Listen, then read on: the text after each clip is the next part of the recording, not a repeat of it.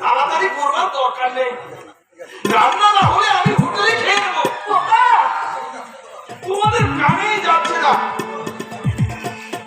তুই হোটেলে খাবি, আমি মরে চিতা যাওয়ার পরে আমি যতদিন বেঁচে আছি কোন দুঃখে হয় না ভিডিও যাবি খোকা। এটা বড় ভিডিও করো apa nya tuh bang apa আমার দিকে বইটা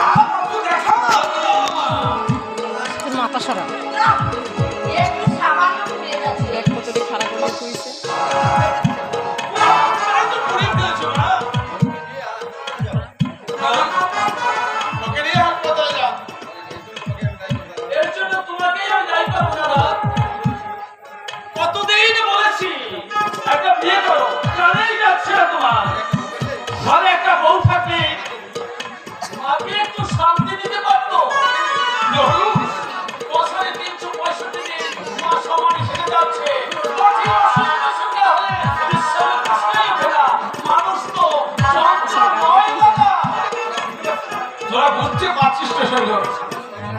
এই সামান্য মাইনেতেই আমার নিজেরই চলছে না, তারপরে বাড়িতে মানুষের দায়িত্ব নেওয়া কি সম্ভব? তুই একটু বাস্তবিক হতে শেখ। কল্পনার মানুষের সহজ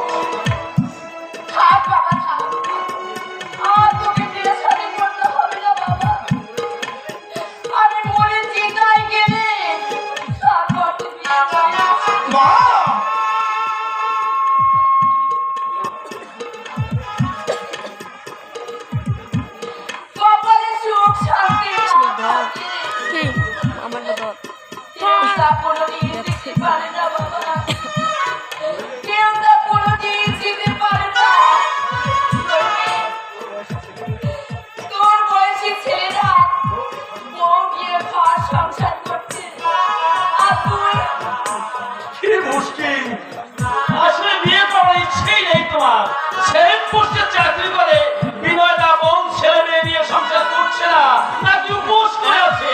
তোমার বন্ধু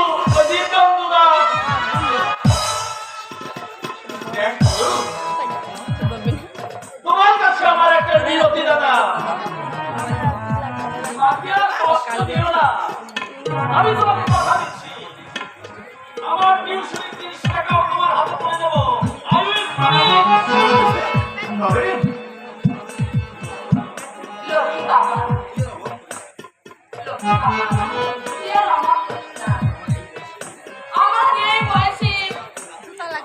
একটু নাতি নাতি নিয়ে আমি একটু আনন্দ করবো, সেই সুখ থেকে তুই আমাকে বঞ্চিত করিস না বাবা।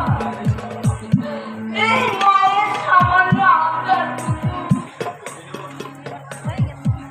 বাবা,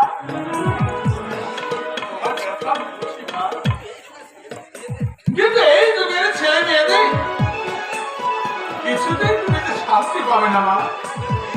বেশিরভাগ মেয়েরই হচ্ছে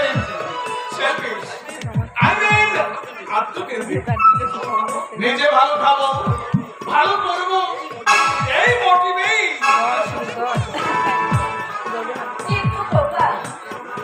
আমার এক বন্ধু বিয়ে করেছে। বিয়ের আগে ভালোই চলছিল, অথচ বিয়ের পরে একদম বেচারা আমল বদলে গেছে। সবসময় তার মুখ যেন আসলে মেঘের মতো ঢাকা থাকে। কেন কেন আবার বঙ্গের মায়ের সঙ্গে ওর একদম পরিবার হয় না।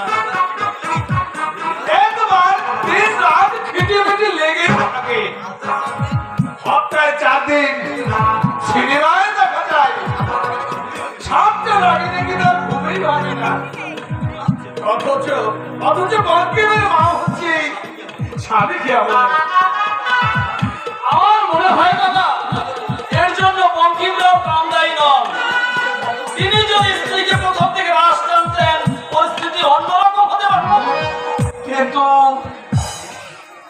তুমি যদি বিয়ে করে বৌদিকে মাথায় চড়িয়ে রাখো,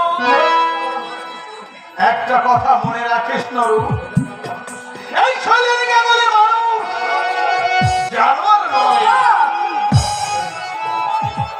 আমার মাকে বাবাকে যে অশ্রদ্ধা করবে সেই স্ত্রী নিয়ে আর যেই করবো, আমি করবো না।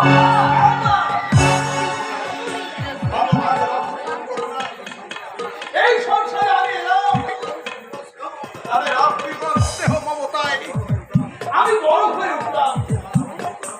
যে মা আমাকে এই ছোট্ট থেকে বড় করেছে, তাদের যে অবহেলা করবে তাকে আমি মার্জনা করবো না। হ্যাঁ মা, মানবিক অন্যায় হয়ে গেছে। আমাকে সাথে ছুটি দিতে হবে, আমি ঘরকে যাবো। আমার তোর বাড়িতে যাবার গায়ে উঠতো কেন বাবা? এই তো 2 মাস আগে দেশ থেকে ঘুরে এলি। এখন গেলে চলবে কি করে? আলুটা লাগিয়ে তারপর তুই যাবি। কাটা 10 মাত্র জমি, তাও যদি পড়ে থাকে তাহলে আমাদের কি করে চলবে ভুবন? এসে তো তোর মা বাবা নেই, আর বিয়েও করিসনি, তাহলে কি কি করতে তুই দেশে যাবি বল? আমি একটু বিয়ে করবো।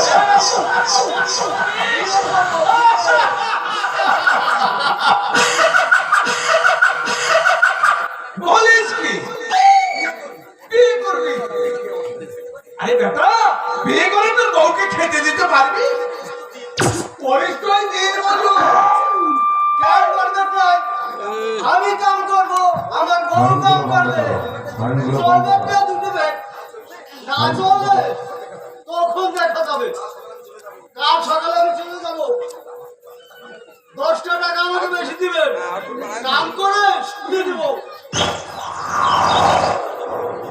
আশ্চর্য মনোবৃত্তি এদের, 3 টাকা রোজ মজুরি পায়।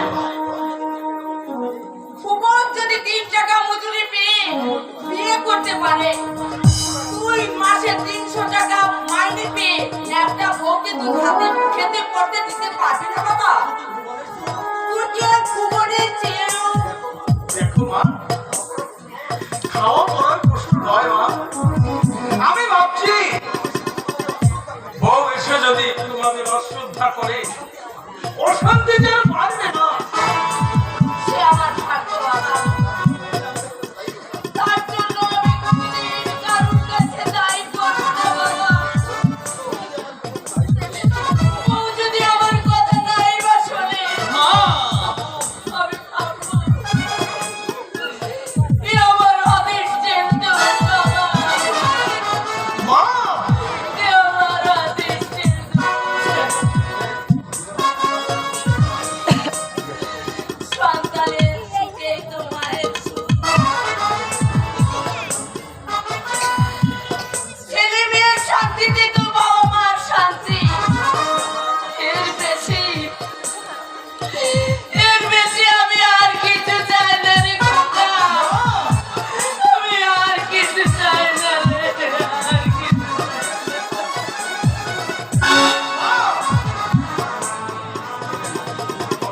মাকে তুই বুঝিয়ে বল নুরু,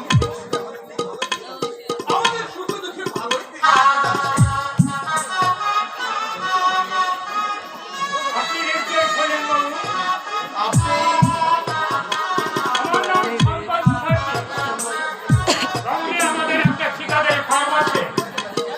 আপনারা তো ন্যাশনাল হাইওয়ে কন্ট্রাক্ট নিয়েছেন, গঞ্জের পশ্চিম প্রান্তের 5তলা বাড়িটা।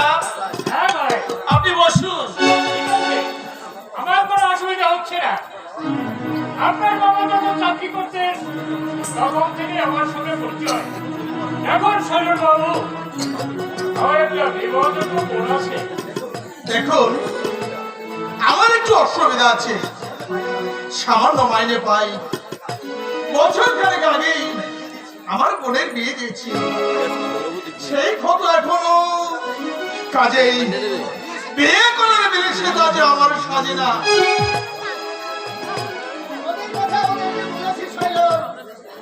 কিন্তু উনি বলছেন ওসব বিষয়ে ভাবতে হবে না, সমস্ত দায়িত্ব আমার। কিন্তু বাবা, আপনার বোন, আমার বোন আপনাদের বোঝাই আসবে না শৈলেন বাবু, বরং সচ্ছলতা নিয়েই আসবে। আমরা কি চাই জানেন? একটা সৎ চরিত্র বুদ্ধিমান ছেলে, গরিব হোক ফকিরে, কিন্তু অপদার্থ শৃঙ্খল না হয়। সেদিন দিয়ে দাদা কিন্তু 100-র মধ্যে 100 মাস আজ পর্যন্ত শখ করে কোনোদিন একটা সিগারেট পর্যন্ত মুখে দেয়নি। এক কথায় বলতে গেলে এই বিংশ শতাব্দীর 50 দশকের কোনো ছাপেই নেই দাদার মধ্যে। বিধাতার আশীর্বাদের মতো সংকটটা যখন উপজাত হয়ে আমাদের বাড়িতে এসেছে, তুমি আর অবাক করো না দাদা, তুমি আর অবাক করো না। সংকটটার উপরে আমাদের ঘরের বন্দী হয়ে আসো। আমি কিন্তু মিষ্টি আনতে চললাম দাদা, মিষ্টি আনতে চললাম। তাহলে কবে পাঠিয়ে যাচ্ছেন শৈলেন বাবু? বাবা দেখলেই হবে। আমি দেখে এসেছি শৈল, লক্ষ্মীর প্রতিবার মধ্যে বিয়ে পাশ করেছি, অথচ কেমন নয় ভদ্র স্বভাব। কি আর বলবো তোকে, আমার পায়ে হাতে মোড়ান মানে দুর্বল। বাবার মশলা না হ্যাঁ, হ্যাঁ বাবা। শান্তনুর পরিবার খুবই পছন্দ। ওই মেয়ে এই সংসারের শ্রীবৃদ্ধি সব কিছু বদলে যাবে বাবা। আমি হলফ করে বলতে পারি, তুই শঙ্কর বাবুকে নিয়ে আয় বাবা। আমি ওই পাশের বাড়ি থেকে আমি পাজিটা নিয়ে আসি। কি ভাবছেন শৈলেন বাবু? ভাবছি আমার অবস্থা অনেক বঙ্কিমের মতো না হয়। হ্যাঁ? আমার মা বাবাকে আমি যে দেব তার শ্রদ্ধা করব। আশা করি আপনার বোনকে এই কথাটি অন্তত বুঝিয়ে বলবে, আমাকে অশ্রদ্ধা করো তাতে কোনো ক্ষতি নেই, কিন্তু আমার মা বাবাকে যে অশ্রদ্ধা করবে সেদিকে নিশ্চিন্ত থাকুন শৈলেন বাবু। গুরুজনদের অশ্রদ্ধা করেই সে শিক্ষাদর্শ আমি দেইনি। প্রত্যেকটি ভাই বোনকে আমি কথা ভাবে যত্ন প্রদান করেছি। বাবা বোধহয় আমাদের জন্য অপেক্ষা করছে। কথা কি জানে? ওই কথা কি জানিস? বোনের বিয়ে দিতে আমি প্রচুর টাকা ধার করেছি। রিটায়ার্ড করে বাবা যা পেয়েছিল, আপনার অসুবিধার কথা আমি বুঝতে পারছি। কেরানি করে সংসার প্রতিপালন করা খুবই কঠিন। আপনাকে আমি কন্ট্রাক্টরি কাজে নামিয়ে দেবো, আপনার অভাব থাকবে না। আসুন। আপনার বোন এই না, আমি গ্রাম কিনেছি, মেয়েই নয়, আদর্শ শিক্ষাই আমি তাকে। আপনি অসুখী হবেন না। এসো। চলুন, চলুন।